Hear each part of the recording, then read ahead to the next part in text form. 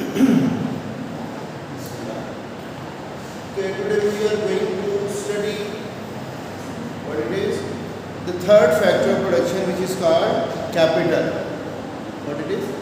The capital. It is called a man-made resource. What do you mean? If we see, natural resources are provided by nature once they have some efforts or more efforts by the human beings to convert them in such a way that they will be further used for the production of other goods and services. For example, if we have extracted iron, we have extracted many other metals, and now the human beings, by putting in their own efforts, they have converted these metals into a machinery. Now that machinery is used to produce more goods and services. So that is called capital, a man-made resource. It is not demanded for its own sake. Rather, it is demanded for the sake of further production. Capital की definition क्या है? It is not demanded for its own sake, but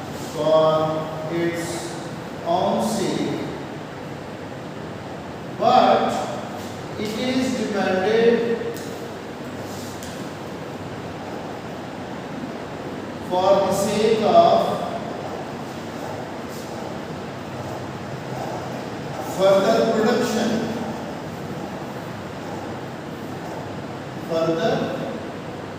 production.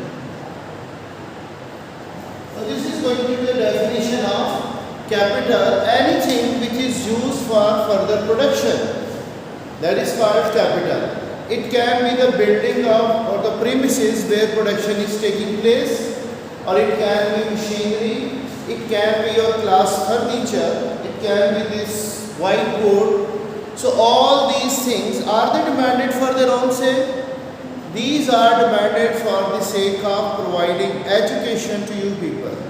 That's why we say this is called capital, capital of a school or capital of any production unit, where tangible goods or services they are being produced, and the things which are required to produce them, they are said to be capital. So it can be of different types. When I ask the students what is capital, they say this is the money invested into the business. To some extent they are right, but we say capital is not only money. It is not only money, but it is measured in terms of money. Alright? Capital is not only money, but it is measured in terms of money, how much money is invested in order to produce the capital goods which will further produce output. Clear? So it has different types. One is called fixed capital. What do you mean by fixed capital? Do you know what is meant by fixed capital? Any capital item, any building or machinery which is used for a long period of time to produce the goods and services. It is not the meaning that anything which is bolted on a piece of land now is fixed. It can be anything. This furniture which is used for a year or more than that for a long period of time in order to produce the goods and services, that is called fixed capital. Basically the non-current assets. Yes, non-current assets. You are right.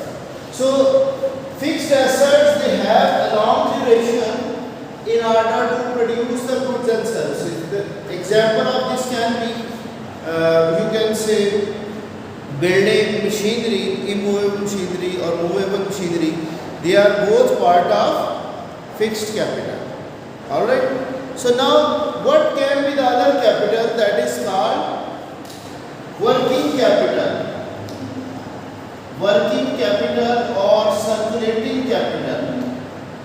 What do you mean by working capital? Yes. This is current assets minus current liabilities. If you are the students of accounting, you will be knowing that what is included in the current assets. So this is why do we say it is working capital or circulating capital? Once we have put in money in order to have a building money is used to buy the raw material and other things which are combined in the production process to produce the finished goods or the stock of the goods. And once these goods are sold out, again money will be reinvested into the business in order to produce more goods and services. So whatever the money is circulating between the raw material and finished goods, that is called what? Working capital. These are the current assets minus current liabilities. What are the current assets?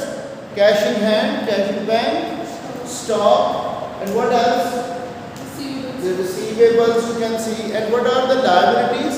Short-term loans, overdrafts. So the difference between these two is called the working capital. And the liquid capital is that when we deduct stock from the current assets, that will become, and the difference between current assets minus stock minus liabilities. So that is the most liquid form of capital which is going to be used to produce the goods and services. Because stock is not easily convertible into cash until unless it is sold in the market. So sometimes it takes more time for the stock to be sold out. So that's why we do not consider stock as a liquid capital. Clear?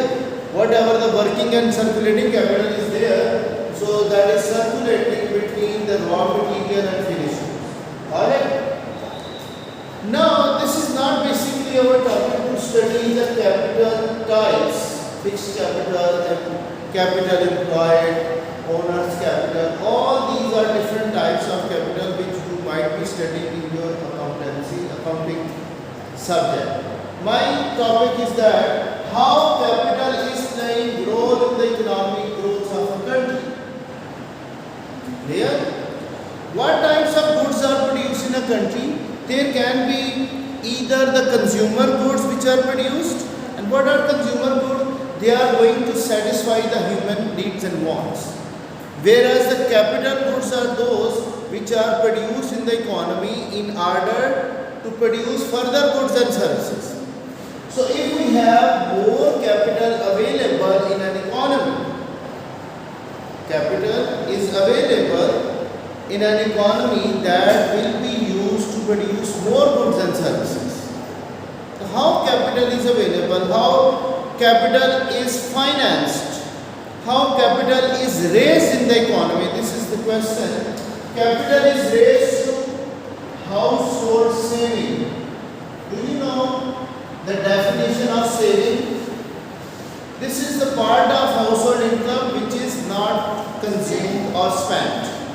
So if we say income minus expenditures, that is called saving, a positive saving level. So where these savings are going? They are deposited with the banks. We are depositing our savings with the banks, and from the banks, the producers, the borrowers, those who are producing goods and services, they borrow that money. I am not directly lending money to any of the producer, but I am saving with the bank, and that producer is borrowing from the bank. My savings are borrowed by the producer from the bank. So when he borrows that loan, what he buys? He buys capital goods. From the borrowing, what is happening now? From these borrowings from the bank, he will buy the capital goods. Alright? So, can I say investment is the creation of new capital goods? When more capital goods are produced, okay, that means investment in the country is increasing. So, what is investment? Investment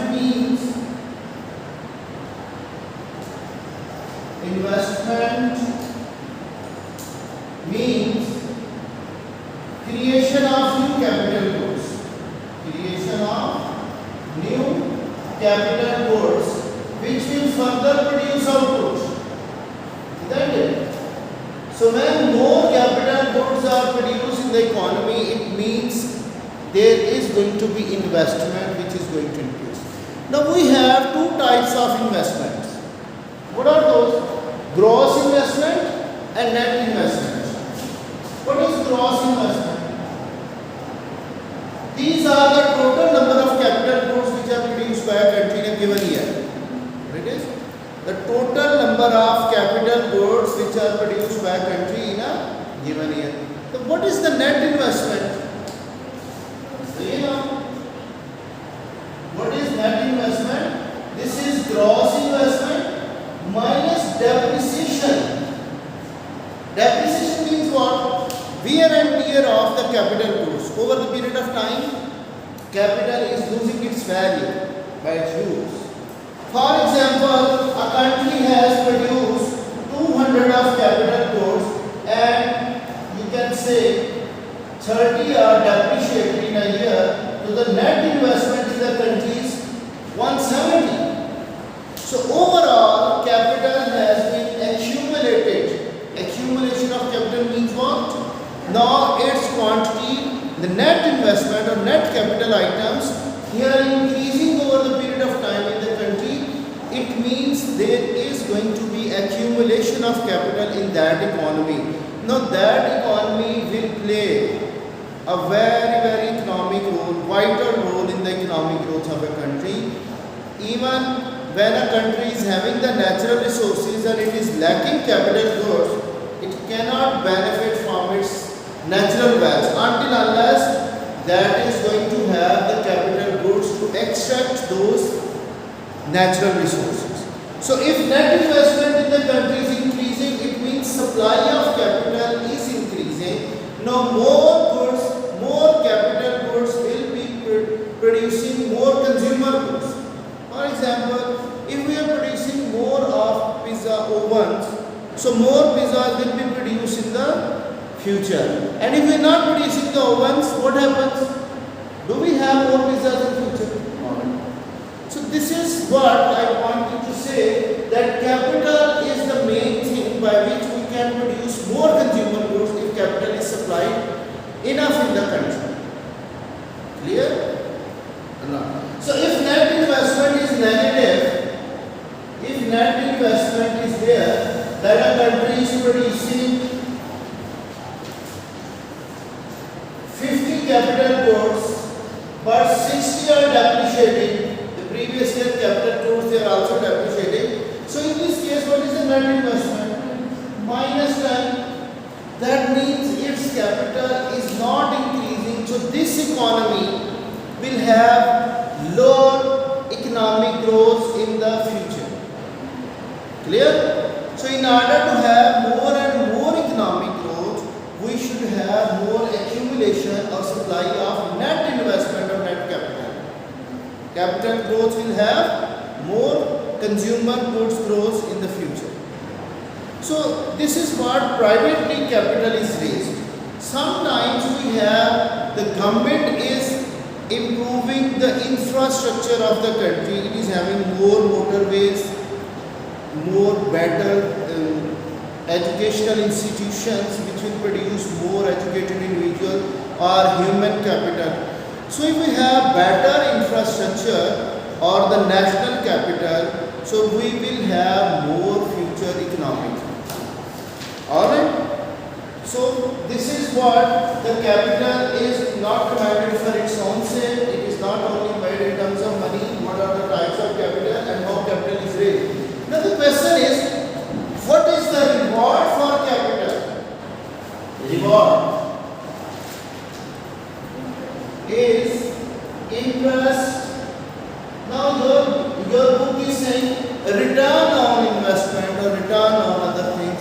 They are not writing having the word of interest. So it is the reward which is paid to the capital owner for the use of that capital in the production process.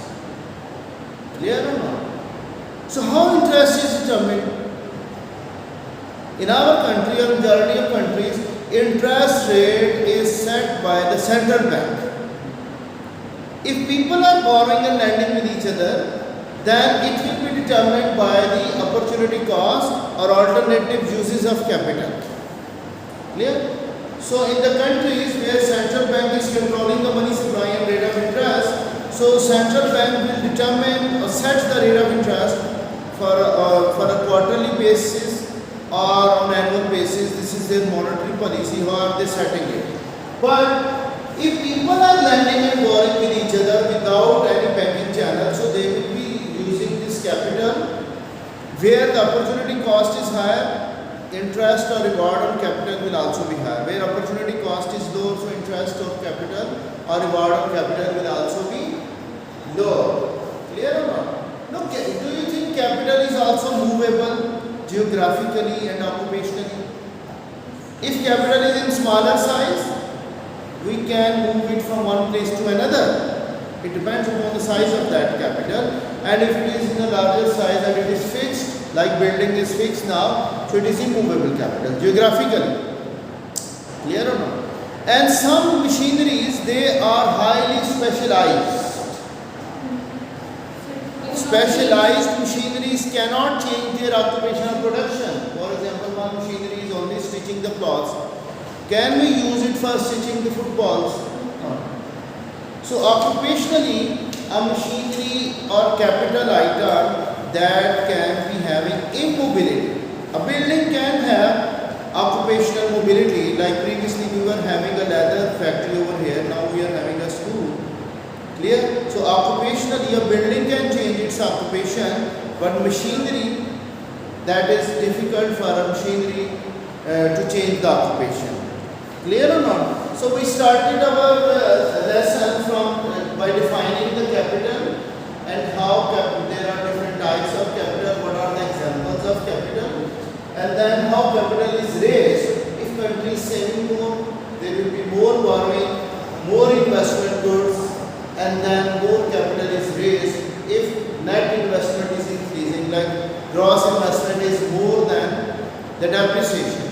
So then in economic activities, capital will be playing a vital role in the economic growth of that country, and in future a country will have more of consumer goods and ultimately it will have more material welfare of the people. Their economic growth will increase, they will have more goods in the form of consumer goods. So if net investment is decreasing, it is negative, then in future this country will have less of the consumer goods as well, as they haven't invested in the production of capital goods. So along with the production of consumer goods, an economy should also focus on the sustainability. Like we should sustain our economic growth, and it is possible when we are putting in more resources in the production of capital items as well, rather than to have more of consumer goods. So it also depends upon whether a country is highly populated, it will require more consumer goods to be produced, and if it is less populated, then more capital goods they are going to produce. Clear? Is it enough? Thank you.